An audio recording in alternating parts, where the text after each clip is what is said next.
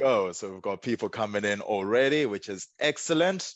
Good Perfect. afternoon to you. Good afternoon to you all. Thank you for joining us. The numbers are coming in nicely. At this time, as always, people will be sitting there with their lunches, ready to tuck it in. Feed your brain at the same time as well. Really looking forward to this. Really looking forward to this presentation. Today we've got Mark Hutchings, a Hi, guys. BDM at MFS. Looking forward to this. For my time as a broker, MFS are definitely one of the lenders that I turned to, especially as times got hard. In truth, whenever it was a challenging market, that's when I would go, right, MFS, let's have a call, let's have a chat. But I've got the numbers coming in as we go. And for those of you joining, thank you very much for joining us this afternoon. If you are with us already, superb. We thank you for your business, for your support for us here at Knowledge Bank. If you aren't with us yet, then please do sign up for a free 30-day trial, get access to Knowledge Bank in its entirety as well, and enjoy all of that criteria and access to that, as well as all the webinars that we do as well. Not just lender spotlights, we have criteria clinics, which are great sessions to bring your cases to, as well as lenders live on every Monday as well. We'll get the first poll going as people are coming in this morning, or this afternoon, shall I say. And the first poll that I will run for you is, are you finding more clients needing specialist finance? And are you looking for more information about how it can help? So that question again, are you finding more clients needing specialist finance, and are you looking for more information about how it can help? So I will launch that now, so you can start answering that as people are joining today as well. So like I say, my name is Shane. I'm Sales Director here at Knowledge Bank, and I'm joined today by Mark Hutchings, who is a BDM at MFS.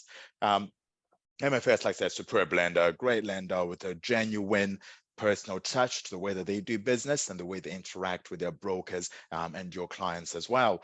This session is going to be delving into the latest MFS market research statistics. Mark will also be ready to answer your questions today as well, but we're going to look at the latest changes in the UK property market, recognizing when to bring in specialist lender, hence the first poll we started with today. And then the key to finding bespoke solution to overcome the complexities that we're all seeing in today's market. Like I said, a really, really great session and a really appropriate one as well, given the space that we're in. So thank you for joining us today, Mark, and I hope you're good. How are you doing? You're welcome. Yeah, very well. Thank you. Very well. So I thought I might as well just start off by introducing myself. My name's Mark Hutchings. I'm one of the BDMs at MFS. I've been in the property finance industry for over 15 years.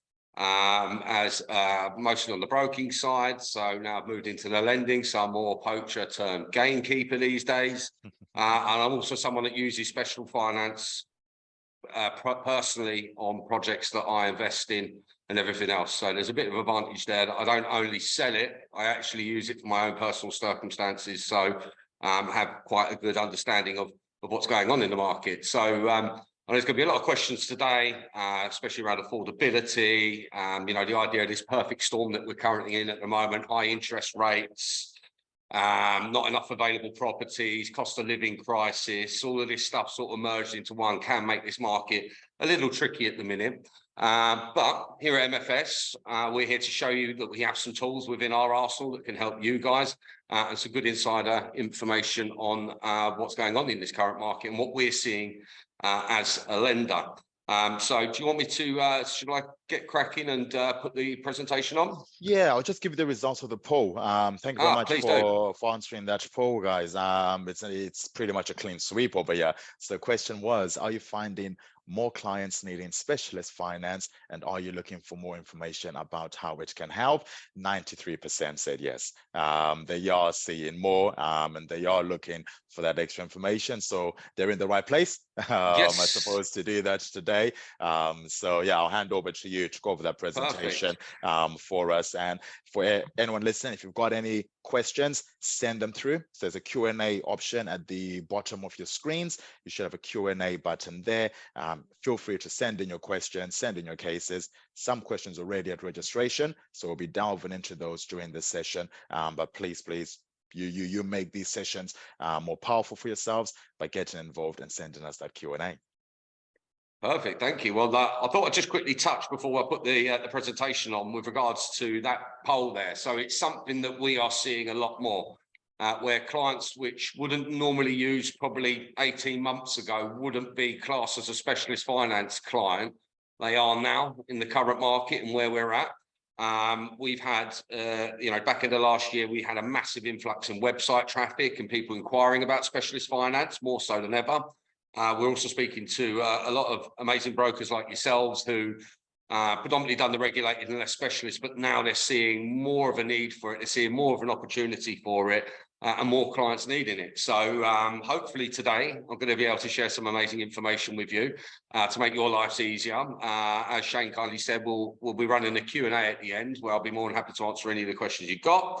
But yeah, so let's get started. We've got some fun facts to get cracking with to go. So let me get this on.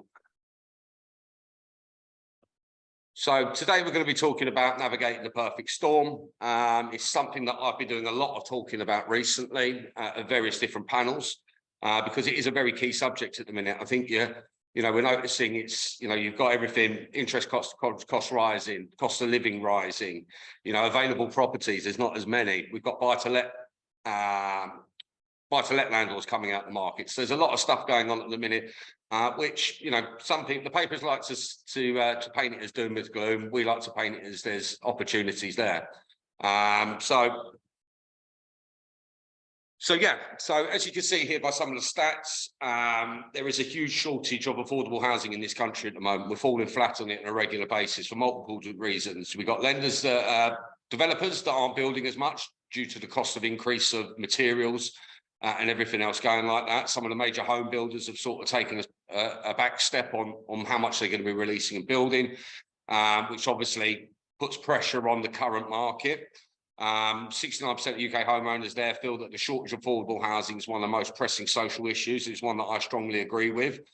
Rental market's gone absolutely bananas lately. I've been speaking to a lot of estate agents that are having, 20 people trying to bid in on one property at the moment sometimes, and people are even offering more rent just to try and win the deal, which sort of says it all really. We're in a cost of living crisis, and to win a property within the rental market, you're having to offer above the odds of what the client wants to get in there. So I think there's a lot of this sort of stuff going on, which is having a bit of an effect on everyone.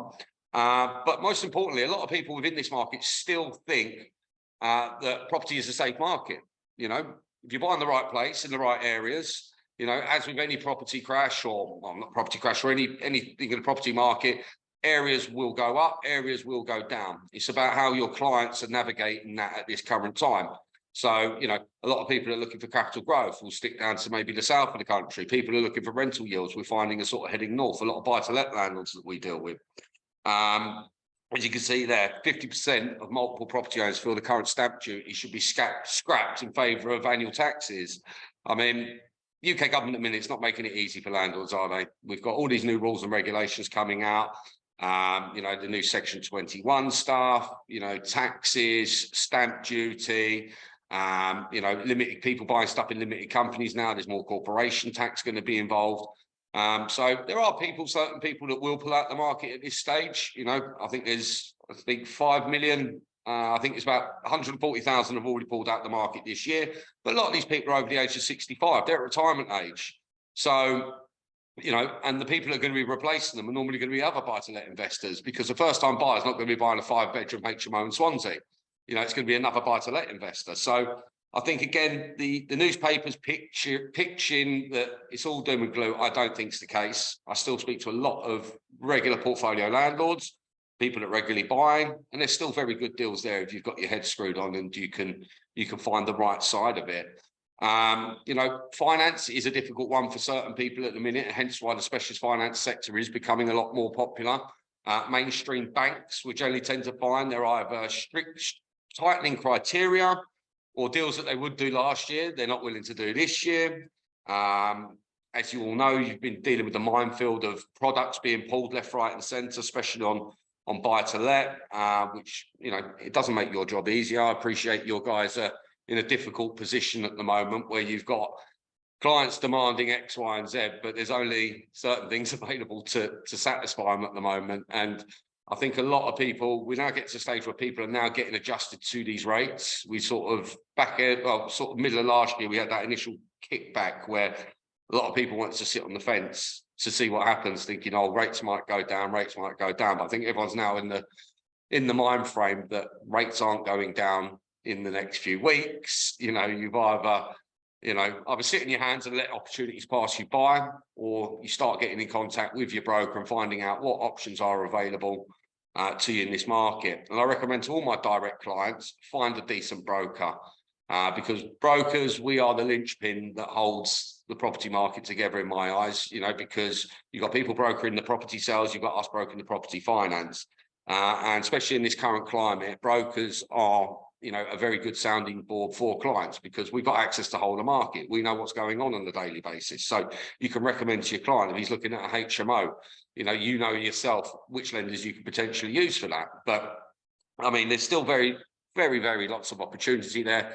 And I think we'll move on to that moving now. So this has come from the Which survey. I think 1 in 20 renters at the moment have missed their monthly rental payment to their landlord, which is about 5.5%. Which again will fall into when we move on to later about people with adverse credit, people missing mortgage payments for genuine reasons. As you can see there, first 4 months of 2023, there's been over 1 million more mortgage searches in the first 4 months. We've got a lot of people in the next few months whose fixed term mortgages are going to be running out. So, you know, a lot of people are being recommended start looking early. And obviously that's a key opportunity for you guys to start speaking to your clients that you know got renewals coming up, you know, giving them forewarning, giving them plenty of time to navigate and plan. Because, you know, normally when we get a lot of specialist finance deals, we get our last minute deals where they've bought their lender, their current lender was going to refinance for them, they wouldn't have any problems. And then maybe that isn't the case. So then they've had to rush around lastminute.com. So preparing your clients for the inevitable, I think is a good thing at the moment. As I mentioned earlier, with regards to landlords leaving the market, we've got, we've got 140,000 landlords have sold up and left last year, which basically accounted for 73% of landlord sales, which is, again, it sounds like quite a lot, but these properties, there's a massive shortage of properties within this country at the moment. So those will be churned out pretty quickly. Obviously, some areas are selling faster than others. You know, I was looking the other day, I think average houses are selling in 30 to 40 days in London, maybe a little bit longer up north. But again, it's some interesting stuff that's coming about at the moment. As I mentioned, a lot of households are missing mortgage payments, a lot of people with portfolios and everything else like that, or just a general cost of living crisis. And it's just a general blip on the system. You know, people's circumstances are different. People are paying 3 times as much for food and everything else. We've got, you know, rental prices growing up at the moment. Some people's salaries aren't quite catching up to that yet. So it is inevitable. There will be people missing mortgage payments, rent payments and everything else. But, you know, the advantage with companies like and other specialist lenders like us and MFS is, you know, we understand real life situations and we'll look at it based on the person and the situation. So for us, we will accept people that have missed mortgage payments. We will accept people who've got a bit of a burst because, you know, everyone misses something, whether it be a CCJ, we'll even look at bankruptcies. So there's quite a wide range of MFS that, you know, if you think you've got that client there, you're thinking, where on earth am I going to place that? Normally MFS is a good port of call because we deal with a lot of that stuff. A lot of our business will be foreign nationals with no UK footprint, people with adverse credit, first-time buyer, first-time landlord. So again, just because a client has a serious bit of adverse doesn't mean there isn't a home for them. And you guys are probably seeing a lot more people with adverse than you would have done 2 years ago, to say. I'll jump in with a question there on that Please last do. slide, Mark. So obviously we're with that 140,000 landlords selling. There are approximately 140,000 properties sold by landlords. We had that discussion point on a Lenders Live session not too long ago. And the point raised by an article from the Times, Sunday Times, was actually the people buying those properties are then other landlords. which then links to, again, one of the questions that we've seen repeated by people that have registered today, which is the difficulty or the challenge that they're seeing with rental stress tests on properties that landlords have, because the private rental sector is needed, and you've covered that already, haven't you? Just covered how important it is to the UK property market. What are your thoughts on that? And actually open this up to everyone listening today. You guys are in the front line as brokers. Are you seeing many of your own clients going out and buying these properties, these fire sales in some aspect? I think you're going to see, well, I am seeing a lot of that, and I'm doing a lot of it myself as well. So, there are a lot of good below market value deals at the moment. We've got, the way I sort of look at it, you've got certain people that have accidental landlords, for argument's sake, that they've been left maybe a property, one or two properties, and they don't run it as a business. It's just something that they have that used to provide a bit of an income, but now it's becoming an inconvenience. You'll see some of those guys leaving the market because they just think, do you know what, I might as well sell up and wait to see what happens. Portfolio landlords, they tend to do a lot of rejigging. They'll review their portfolio. They'll look at what's performing, what's not. They'll try and maybe, sell some stuff, keep some stuff, put new stuff, depending on what it is. But a lot of these guys are still there. I think the main thing portfolio landlords struggle with at the moment is people stress testing the background portfolio. And let's be honest, if you're a portfolio landlord, you've got any equity in the property, you take it out, you move on to your next one. So all these guys' portfolios are going to be quite highly geared and leveraged. But MFS, we saw this, and we don't actually stress test background portfolios. So again, we'll look at it as a dry loan. So it doesn't matter if he's got 100 properties, 65 to 70% loan to value. We'll look at that property, that particular property, which for us generates a lot of business, because your mainstream banks, you've got more than 3 properties, they don't really want to know you. Again, for companies like MFS, this is a huge opportunity for us to capitalize and provide these services for these clients. And like you rightly said, a lot of buy-to-let landlords that are pulling out. Most of them are pulling out because they're at retirement age, and that's probably always been their game plan. Some have just probably thought, you know what, it's not worth it anymore. I might as well just sell out and put it into something else that doesn't cause me as much stress. Maybe, I don't know.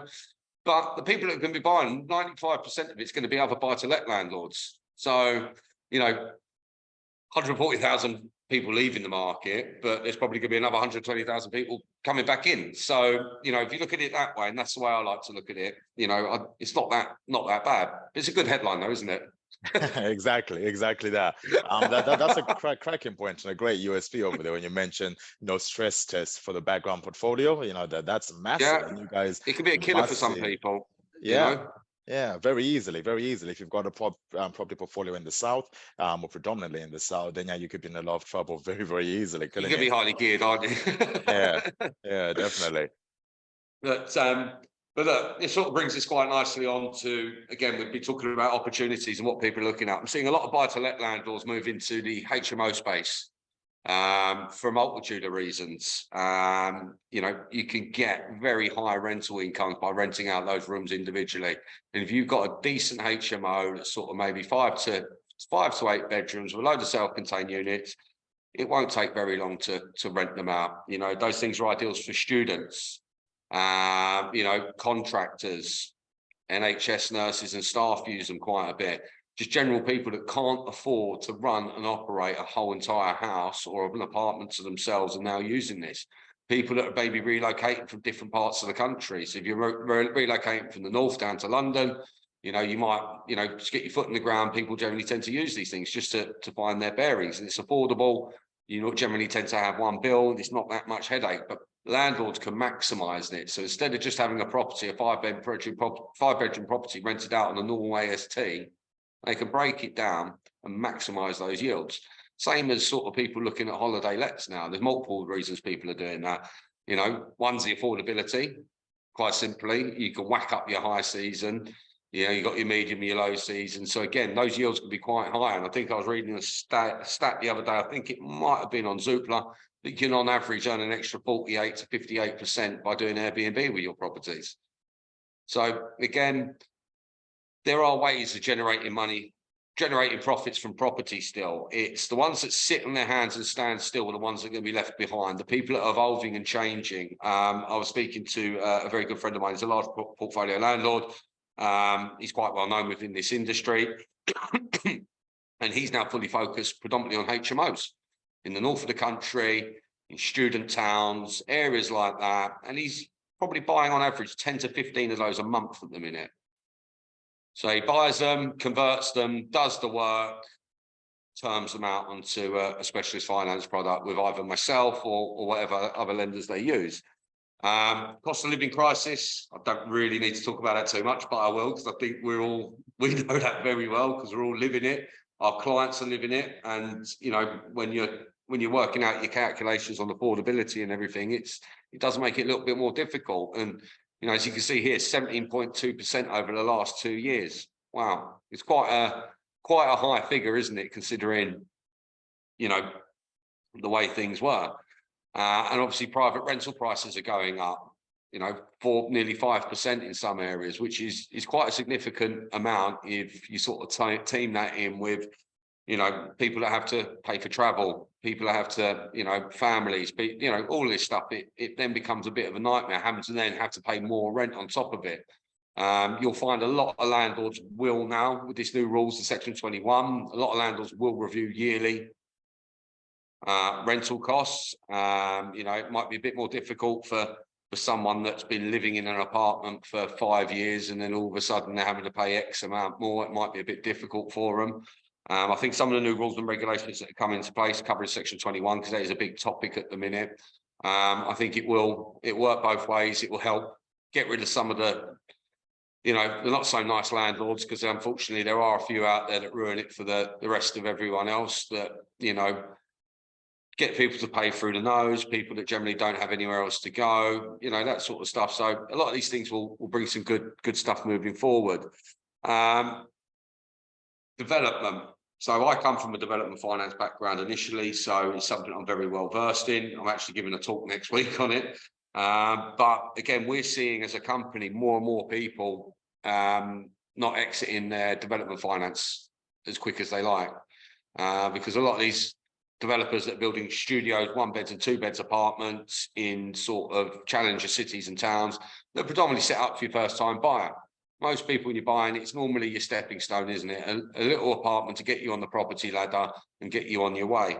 So again, you've got a lot of developers at the moment, which, you know, say they're building 10 units, they've sold 4, they've got deposits on 2, but they've still got 4 left there, but they need to move on to their next project. So again, we're companies like us, MFS, we will provide a bridge for them to exit their original development finance facility, to give them that breathing space, give them the breathing space that they need to offload the remainder of the properties and potentially some extra cash flow, so they can move on to their next project. Because again, developers, you're always moving, but if you've got your cash tied up in one, because you're not selling them as fast, you know, this is where companies like MFS step in quite a lot of the time, and probably seeing 30% more of those sorts of deals than I was 2 years ago, which again is an opportunity for a lender and for brokers as well. If you've got developer clients, you know, see how they're getting on with their exit strategy. Are they close to it? Because a lot of these guys, I can guarantee you, they're not. Some people are selling fast. My family is selling stuff quite fast at the minute. They're one of the fortunate ones, but you know, they're central London based, so that stuff doesn't normally hang around. But other parts of the country, it may be taking people a lot longer. I actually had an inquiry through this morning, which is exactly that: 6 apartments built. Development finance runs out. Well, it comes to the end of its term, the end of next month. They don't think they're going to sell the remaining properties in time, so they've been clever enough to contact us early enough to get the wheels in motion and get that ready for them, so they're not hit with any penalties or late fees, or having those awkward conversations with their lenders saying, I just need a bit more time. You know, they can have a clean break, release some capital and move on to the next project. Again, another thing that's hitting the property market and the, you know, again, the development market is just the general cost of everything and delivery times and, you know, projects overrunning. I've got a client currently at the moment who was new build development, They came to us in November last year for a buy-to-let. They paid their deposits and everything. The property was supposed to complete in January. So again, they were getting there. They come to us in plenty of time. Lo and behold, the developer's not even, still to this day, not even giving them a practical completion date. So that client has seen more than one base rate jump since then. So now they're paying slightly more for that mortgage just because of developer delays, really. I can't comment on what the developer's been delayed by, but we're seeing a lot of it. Same as sort of a lot of projects in central London, they have been delayed as well. So I've lived in an apartment, which I bought an apartment a number of years ago, I lived in, which was a year delayed, and they still have people in the building 2 years later. So again, there's a lot of this going on, and the cost of everything. People's contingency plans have got bigger because you just generally don't know. I mean, the price of steel from January to December last year went up nearly 17%, which is a significant increase if you're, you know, when you're pricing stuff in. A lot of major developers, projects they would have secured 5 years ago and priced up 5 years ago, now they're getting around to doing it. It's sort of like, well, it's not going to currently work in today's climate. So again, it sort of adds to the perfect storm and everything we've got going on. You know, this brings us quite nicely onto sort of complex applications and clients with complex circumstances, because that's what we are, MFS. We are very good at complex. If it's vanilla, you can give us a go, but to be honest with you, the complicated stuff is where we sit in, because there's a huge gap in the market for that at the moment. There's not many of us guys that do it. As mentioned previously, credit blips, we see a lot of them, a hell of a lot of them at the moment, and they may be for something really silly, an old gym membership from 2 years ago, or it may be something very serious where they, you know, credit cards, electricity bills, council tax bills and stuff like that. We'll look at that all day long. MFS specialise in adverse credit, adverse media, foreign nationals with no UK footprint. A lot of our buy-to-let business, especially in the London space, are foreign nationals taking advantage of either the currency at the moment. I think I checked this morning, I think the euro's at 116 to £1 sterling and the dollar's at 125. So a lot of foreign investors have been taking advantage of the currency fluctuations, but unfortunately they just don't have a footprint in the UK, some of them. So MFS provide that platform based on a 2 or 3 year basis for their clients to buy a buy-to-let investment property, build their UK credit footprint, and then once they've got that, then they can approach some more maybe mainstream lenders who can provide them longer terms and all of that sort of stuff. And a lot of these guys, they need speed and flexibility. So MFS, we have an amazing team of underwriters, specialist underwriters, which look at everything on a case-by-case basis. It's not a simple, right, we don't like that. No, our underwriters are there to find a way to make this deal work for you. Because normally 95% of the time, if you structure it right, you can get it away. But it's the structuring side of things and having a lender that's willing to listen to you.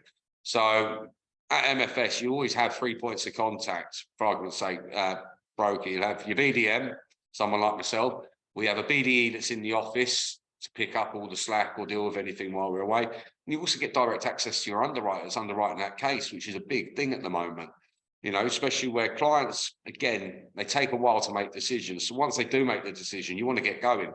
So you want to be able to pick up the phone to someone, ask a quick question, as opposed to going into a long automated email system where you're waiting 48 hours for a response and everything like that. In this market, you know, you need someone at the end of the phone still. And that's one thing that our CEO Paresh is very strong on, no matter how big we get as a company. One thing we'll always have is that personal touch where you guys can get on the phone to someone and have a quick conversation. I'm like that. I'd rather pick up the phone to someone than write a 10-page email about something, because it's, you know, it's no good for anyone. And then sometimes those emails get misread. So they'll come back to you and say, okay, blah, blah, blah. And it's sort of like, you know, on the phone, you can cover it off a lot quicker. Affordability, again, is a big thing people are talking about at the moment. Our affordability is not too mad. We do 130 times, 130% over the term of the loan. We can also defer interest as well to bring that monthly pay rate down. So again, your client's rental yield's there, but the interest rate's about there. We can drop it off a bit to bring the monthly pay rate down to fit within that affordability. In fact, I'll run through it a bit later, but I've got some examples of how much difference in net loan MFS can get compared to some of the other mainstream lenders other people might be using, just with our affordability and some of those clever tools that we've got there. I will jump in now with the second Yeah, poll please do. that we have, and really interesting stuff, Mark. And it's brilliant when you've got that experience of being an investor yourself, and Yeah, then as from this side of the lenders, are really, really interesting stuff. But the second poll question for those listening in, are more of your clients worried about their refinancing options? Yeah, so are more of your clients worried about those refinancing or their refinancing options? I think it's a simple yes or no, but it's one of those where I think you've answered to some degree, or you've started talking about that to some degree, but we might be able to cover more as the session goes on. But back over to yeah. you. The poll is live now, so I'll see as those questions, those answers come in. Yeah, well, I mean, look, I can touch on that, and the answer is always going to be yes. It is always nerve-wracking, especially if you're purchasing something on a bridge. You know, bridges are there for a purpose. It is there to bridge the gap. So either you're buying something that's unmortgageable at the moment, you need to do a quick bit of work, then you need to exit it out. You know, whether it's got something with a short lease, you're going to purchase it, pay to extend the lease, then you're going to refinance it out, you're buying it below market value, whatever it may be. So again, a lot of people now they're more on point with it, which I think is a good thing, you know, because the amount of clients that used to take a bridge and not truly, they say they've got the exit sorted, but they've not truly thought about it. Unfortunately, you do get that quite a bit, but we generally tend to sometimes, again, because we're a responsible lender, you know, and we're not in the business of people defaulting and all that sort of stuff. So sometimes we will ask the broker to try and get a dip from another lender to demonstrate that they'll exit it. Or most of the time, you know, we could potentially look at it this side. If we go from a bridge to a buy to let, we could look at a bridge to let.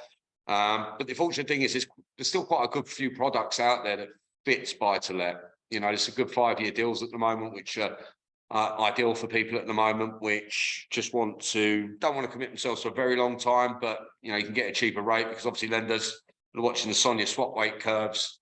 2 years is sort of there, 5 years is sort of there, so they can price it out a bit better and offer those better deals. But I think the exit strategy is a key point, and one that we like to make sure people have got a handle on, which again, good brokers know that anyway, because you know you're not going to put your client into a deal if you can't get him out of it. So to be fair, most people are switched on to it and most people know about it. So for us as a lender, we like to see that because we know the broker's taking care of the client, not just trying to get them into a buy to let or a bridge just to get them into it, and then you know we'll worry about how they exit it later. So we are seeing a lot more of that. Yeah. No, Again, we'll go back to our buy to let and our sort of ethos at MFS. Speed's a very key thing for us. That's why we've hired so many people.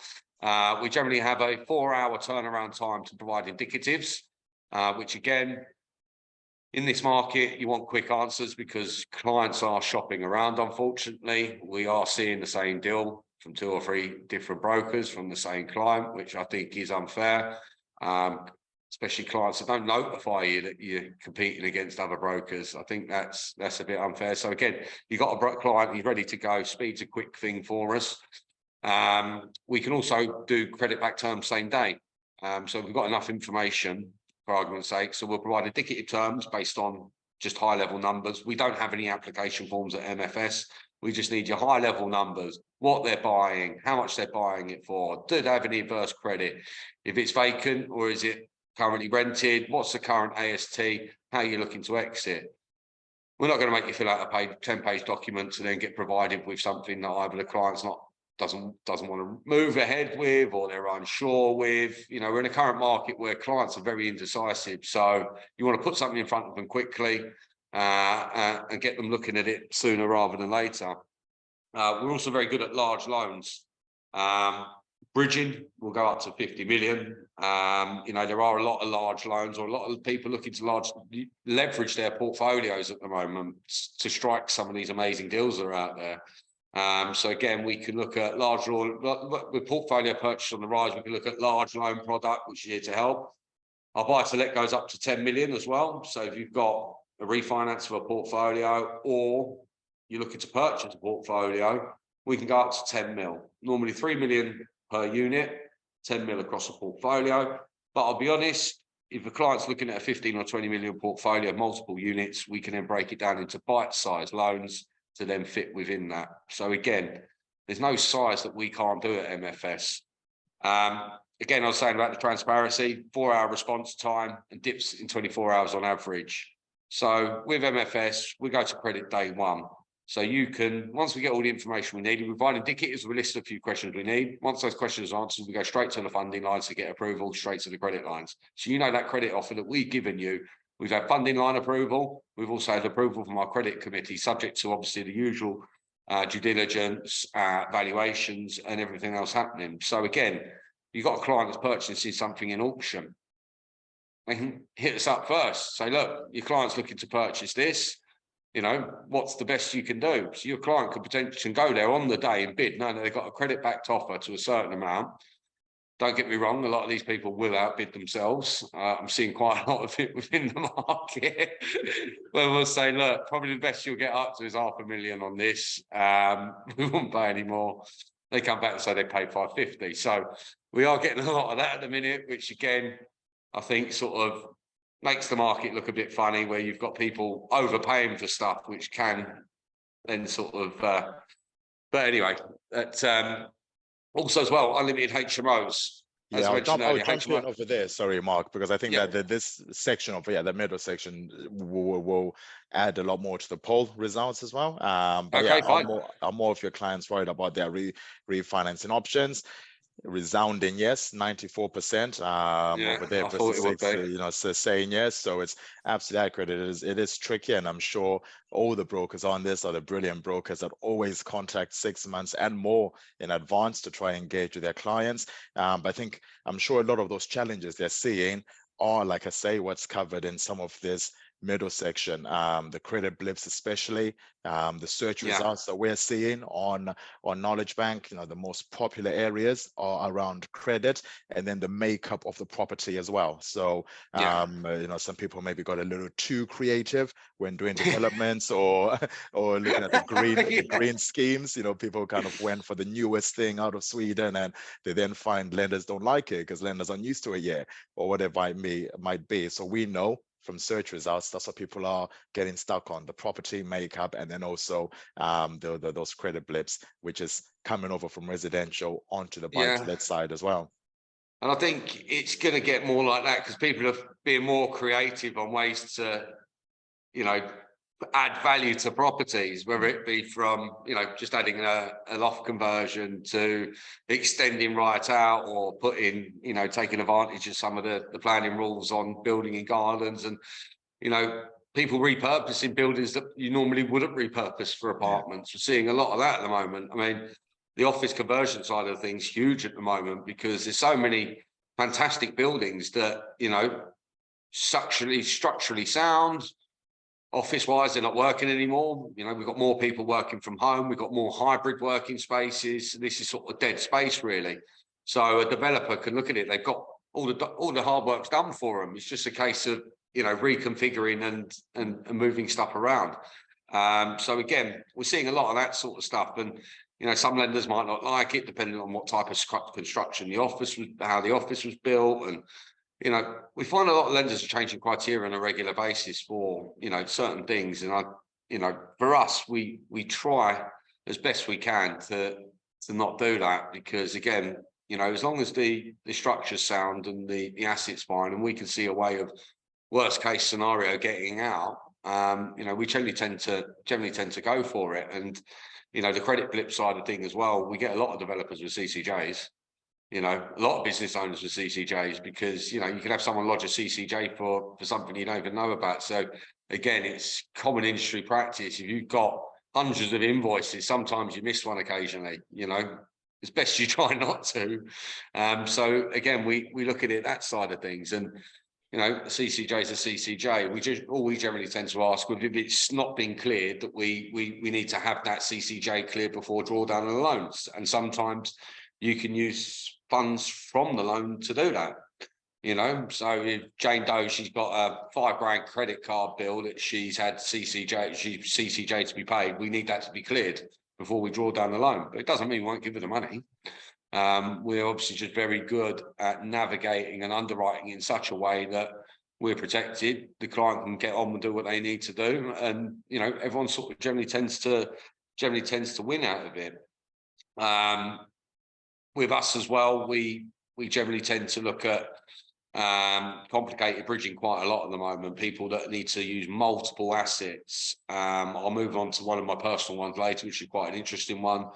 Especially in the commercial space. Commercial is very big at the moment. There's not a huge amount of commercial term products out there. So again, bridging is quite a popular one for purchasing at the moment, repurposing, revamping, and everything like that. Moving on to sort of the HMO side of things, with our buy-to-let product. You okay for me to do that, Shane? Yeah, please do. Yeah. Yeah. So again, we mentioned HMOs are a very big thing at the moment.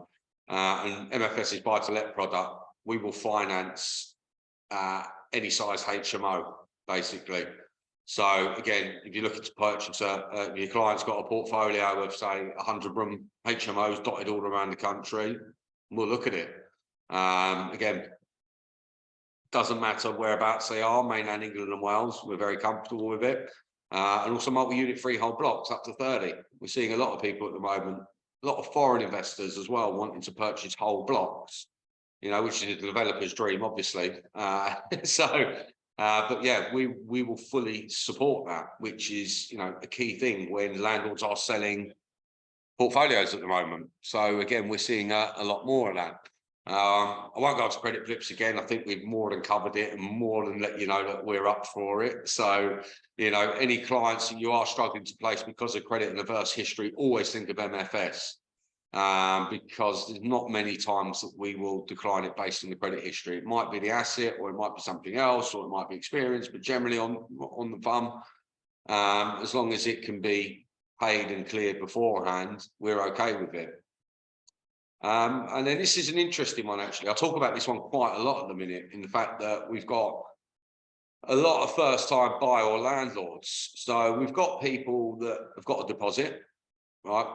They were getting ready to purchase their first property, but then the rates went mad, or the product they wanted has been pulled. So they're sitting there thinking, right, I'm going to wait for a bit. And then they've got a deposit just sitting there doing absolutely nothing. So these guys are now sitting there thinking, you know what? It's going to be a year or so before either my salary rises to make it affordable, or the rates come down, however they're thinking. They're now using that to purchase a buy-to-let. Let someone else pay a mortgage on it for a couple of years. I've then got an asset that's generating an income, and probably more so than I get leaving it in the bank at the moment, because I still think saving rates do need to catch up a little bit. And I think it's something the banks need to do.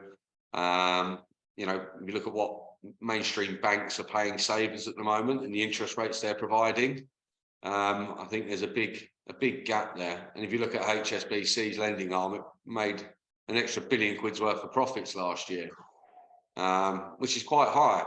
Companies like us, we have institutional funding lines which sometimes will be related to base rate. The banks generally don't. They have savers money where they pay 1% a year or a couple percent a year, and that's what they use. So I'd like to see a bit more of that coming into the marketplace. Some higher interest savings account. I did see one the other day, it was at 8%, but you're only allowed to stick 500 quid a year in or something like that. So again, ultimate headline grabber, but then when you read the small print, it's not really that much use to anyone. So we accept a lot of first-time buyer, first-time landlords at the minute. Obviously, there you will have people trying to do a backdoor resi, but we've got a fantastic team that can sniff them out quite fast. It's generally someone that's renting a property and they're trying to buy somewhere 5 minutes from there as a buy-to-let investment. Most buy-to-let investors, you don't buy around the corner from your house. You go to the areas where you're going to generate the most money, which isn't necessarily always where you live. But yeah, we've got a series of questions we ask these guys. So if you do have people that are looking to buy their first buy-to-let, they don't have any experience, people use us to help build their experience. So again, our buy-to-let product is really designed for first-time buyers, first-time landlords that are looking to build their profile as a landlord, so they can then look at a mainstream lender later down the line and say, look, I've got 3 years experience at this. You know, they'll take a better view on it. People who've got adverse credit, you use this to rebuild your credit profile, make yourself lendable again to a mainstream lender. So obviously, our rates are priced as specialist rates. You know, the mainstream lenders will beat us on price, but they won't lend to certain people. So again, this is where we are. We're a stepping stone as well for a lot of people. And then again, same if you've got, like I said, adverse credit, or if you haven't got the UK footprint, people use us to build their UK footprint, 2-3 years, refinance us out, go over mainstream lender on a 5-10 year, whatever it is they're deciding to do. So those are 3 key things that our buy-to-let product's really, really good for. And hopefully you guys are sitting in the back of your minds now, sitting there rolling back, thinking of some clients, thinking, oh, actually, you know what, that one would be good for MFS. And look, it doesn't hurt to send them across for us to have a look at. You know, at least have us there. You know, if you've got a lender which you're currently running with, always have another lender as a backup, just in case for whatever reason, at the end it falls out. You want to be able to jump straight into another option for your client, say, you know, because some lenders will wait for the VAL report to come back before they start underwriting. And then you've got a client that's paid for a VAL, right? They've come and they said, oh, we don't like spray foam loft insulation or something like that. We can't lend on it. You've got a client that's then stuck. So it's always good to have that in the background. And most lenders, like MFS, will retype a VAL within 3 months, which is a cheap, simple, painless process, which again speeds up the process and makes everything a lot easier for the client. And then that's a great point, that first-time buyers as well, because again, that's one of those search results that over the last 2-3 months now has been quite popular in the top 5 of searches with us at Knowledge Bank, has been first-time landlords or first-time buyers buying an investment property, which I know from my time broking was a popular one, not only for those living and working in London, but then not able to afford to buy, but also those in other cities, Manchester, Birmingham, Liverpool, who are maybe working there after uni, but they don't want to live there, but they see the opportunity in buying and letting something to other professionals or students. So yeah, that's a real key one. And I'm definitely sure some brokers are sitting up right now and going, right, let's get involved in that. That's what we like to see. And yeah, especially a lot of these sort of student towns, like in Manchester, you've got companies like Select Property Group, which are building some massive buildings. And I was speaking to one of their guys a few weeks ago, and a lot of their purchases, especially the foreign national side, are foreign students that have come to study in Manchester or Liverpool. They've liked it so much, they've ended up purchasing a property as a rental because they see the opportunity for it. They see loads of students like themselves looking for places to live. The student market is absolutely huge at the moment. We're seeing more people. We do student lets as well, by the way. I forgot to mention that. So we'll look at student lets. So again, if you've got clients that focus on that, we're happy to assist them. But those guys, they're good tenants. They're going to be there for 12, 24 months. And yeah, very good. I mean, the last apartment, one of my old apartments in Canary Wharf, when I sold it, it was sold to a father who bought it for his daughter for the 3 years she was studying here in London. So again, huge market for it, and one that I'm definitely here for at the minute. Awesome. Right, so we thought it'd be good for you to have a look at a couple of case examples, you know, just to show what MFS can do. I've got a couple here of my own personal ones as well, which I'll run through you. Again, as we mentioned earlier, holiday let market's quite a big one for us at the minute. You know, again, for the affordability side of things. As you can see there, the one at the top left was a landlord who was in the buy-to-let market, normal ASTs, obviously seeing that, looked to purchase a buy-to-let on a, you know, based on how he normally would, and saw that the affordability wasn't quite working.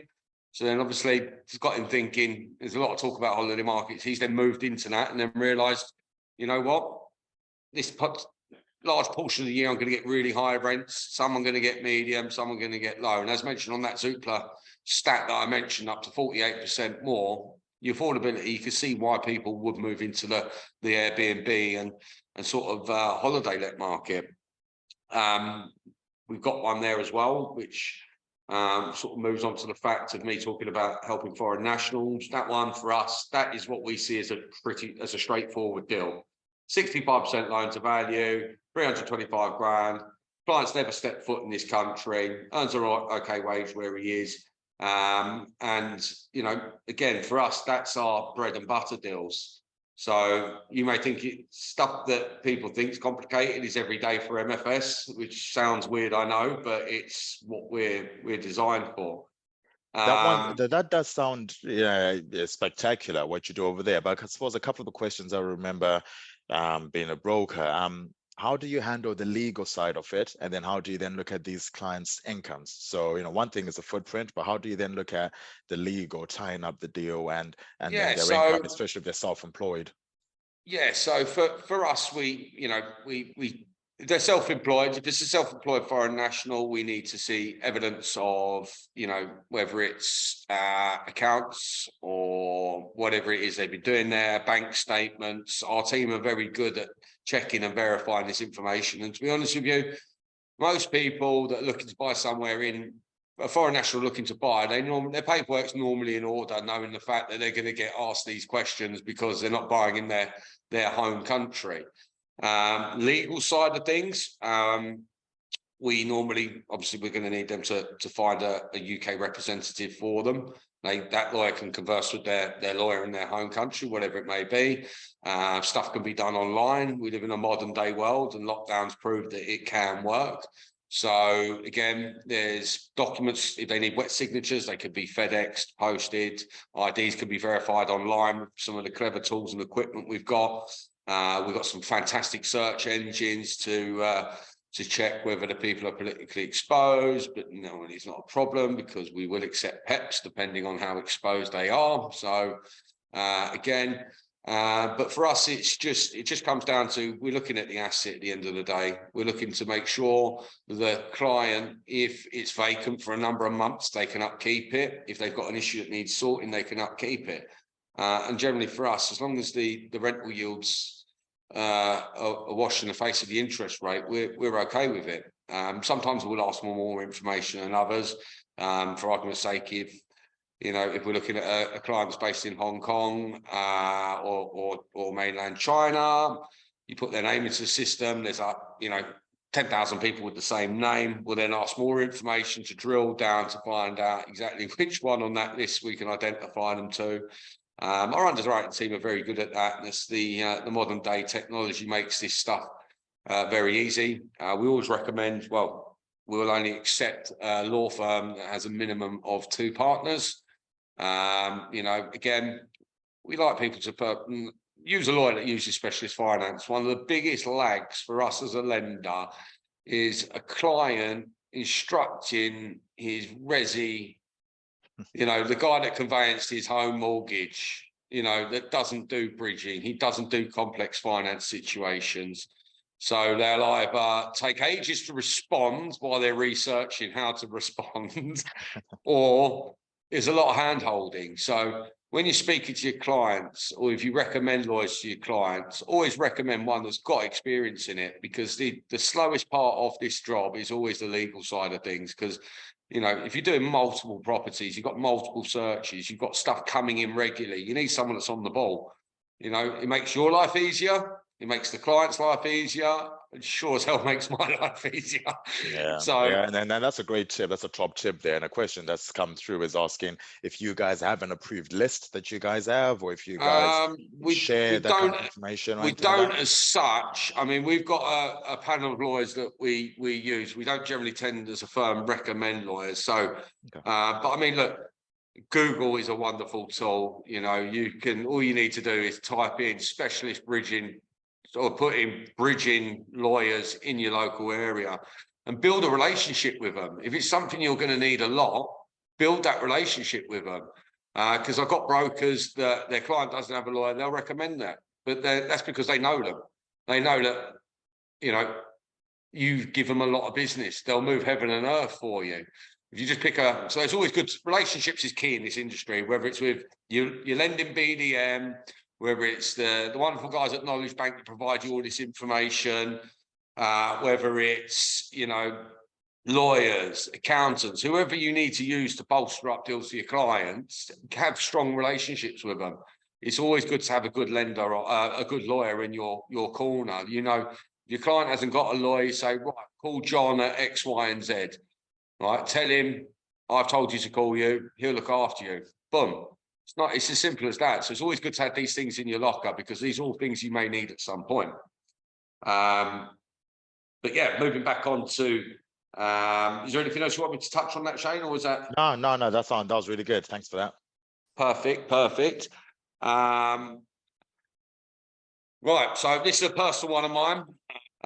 It was a foreign national living in Dubai, purchasing an investment property. The property itself worth 285,000. We managed to get, with the current affordability and everything else, we managed to get them a 70% loan to value.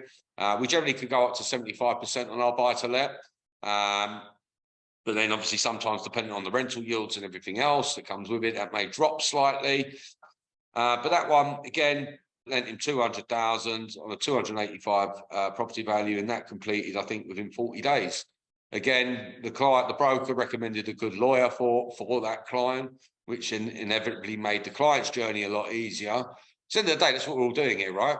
We're trying to provide a seamless journey for the client from the moment you pick up the phone to discuss their inquiry to the moment you bring it all the way through to the end. You want to have it as painless as process for that client, because that client will remember it and they'll come back to you and use you time and time again. So, you know, having a good lawyer in your arsenal to recommend to your clients is always a good one, you know, because you know they can do the job. And, you know, having all these bits and pieces. So again, those are just a couple of small sort of bits that we could do for clients. They're pretty self-explanatory, if I'm honest with you. And again, we don't generally tend to say no to stuff immediately. We'll always say, let us have a look, you know, because if it's a way to work that deal and get it done for you, we will move heaven and earth to get that done, because we know you guys are in the firing line. You want to come back to your client with the results and say, look, you know what, you know, everyone else said they couldn't do it. I've actually found someone that will. We want to be that guy for you. So again, we're very passionate on solving complex situations, because there are more and more of them than we've ever seen before. As we were talking earlier, stuff that wasn't complicated last year is now complicated now, due to affordability, the cost of electric, the cost of council tax going up, you know, all of this stuff that's happening in everyone's everyday lives. So, yes, there's a couple there. Is there any question that's just come in from those listening? Do you cover all of the UK, so in Wales and Scotland as well, or is it just England? We do Wales. Unfortunately, Scotland isn't one. Scotland, Ireland, Northern Ireland isn't one for us. So mainland England, Wales, all day long. Excellent.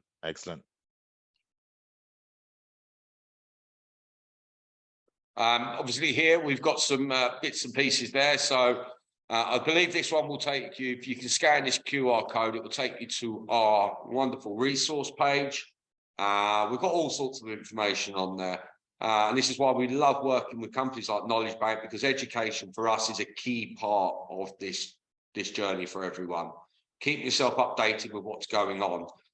We provide industry-leading blogs, reports. There's always a wealth of information on our website, whether it's winners and losers of in the property market, current high street trends, you know, buy to let guides. There's everything there. And it's all independent advice. We provide it to a lot of other large brokerages as well. So again, if you did want to speak to us about helping with that sort of stuff, you can always reach out.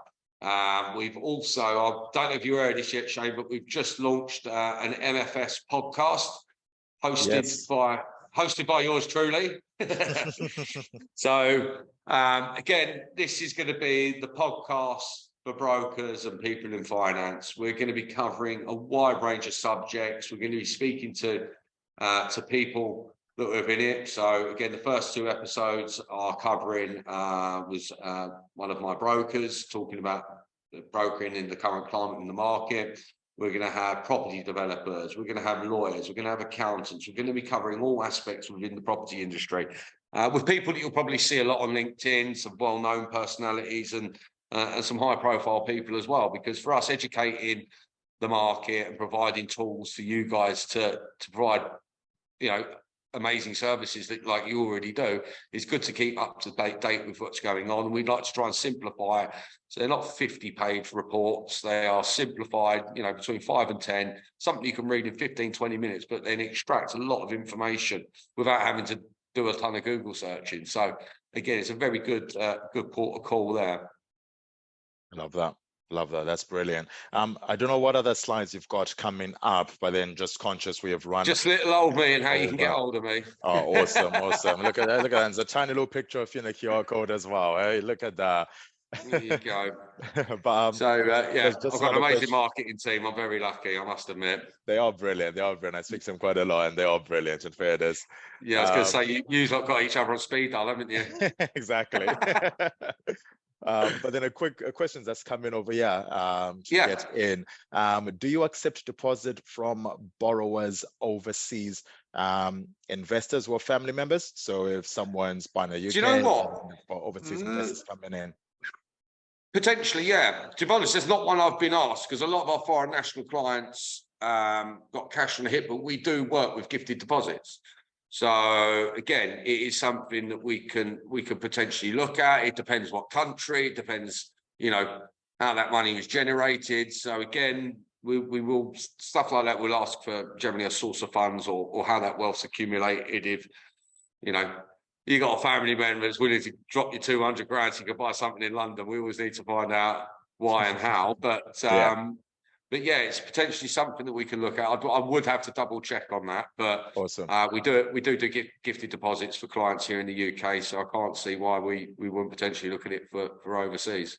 Awesome, awesome. Well, Bob, we've sent a question across. Scan it, scan the QR code and get in touch with Mark there, and you'll be able to go into the finer detail for you on that one. But yeah, no, great question over there. And then just conscious, like I say, you're off time. Don't want to keep too many people on for too long. But thank you very much for that, Mark. Absolutely. No, you're welcome. Thank you for having me. Brilliant session. Great in depth. Everyone who joined in stayed on as well. They took that information in, so they're not staying. I didn't bore everyone enough for them to leave. You didn't. You didn't. You kept us engaged. That's what I set out to do. So see you later. No, I love that. Keep people engaged. Really good info and a lot of extra info and personal experience, which I think always goes a long way as well. So thank you very much for that. Those of you that have joined, thank you for giving up your time, part of your lunchtime, to join us today. I hope you found that brilliant. Thanks for your questions. Anything that you sent in before that we didn't get time to cover, just because we have run over, that's been sent across to Mark. So I'll throw you under the bus a bit, Mark. You can go back to clients to people directly on this and come back with your answers. No, that's fine. Any questions, I'll be more than happy to respond, answer, get in touch, grab a coffee. You know, all these things. I'm freely available on LinkedIn. Obviously the details you have here, and I generally cover Surrey and London, so any of you guys are based in this part of the world, I know a few of my guys are on here today listening, so hi guys. But yeah, I'm always available, so anytime, day or night, I'm here. Fantastic, fantastic. Love that. Well, thank you all very much. Like I say, CPDs will be sent out after the session, so you have those. I've shared the detail on how you can register for free. We've read the QR codes from Mark as well, with the detail on what MFS can do and how they can continue to support you during this turbulent time that we're seeing. But thank you all. Have a fantastic day and enjoy the rest of your week. Bye, guys. All the best. Take care. Bye-bye.